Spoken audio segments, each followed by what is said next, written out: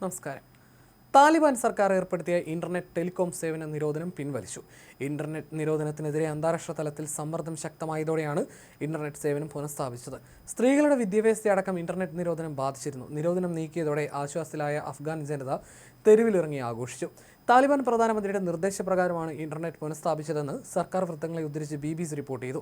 രാജ്യത്ത് നിലവിൽ ഭാഗികമായി ഇന്റർനെറ്റ് പുനഃസ്ഥാപിക്കപ്പെട്ടുവെന്ന് നിരീക്ഷണ സ്ഥാപനമായ നെറ്റ് ബ്ലോക്കും സ്ഥിരീകരിച്ചിട്ടുണ്ട്. ബുധനാഴ്ച ഉച്ചയോടെ എല്ലാ ആശയവിനിമയ സംവിധാനങ്ങളും പുനഃസ്ഥാപിച്ചതായി ഖത്തറിലെ മുൻ താലിബാൻ വക്താവ് സുഹൈൽ ഷാഹിൻ പറഞ്ഞു.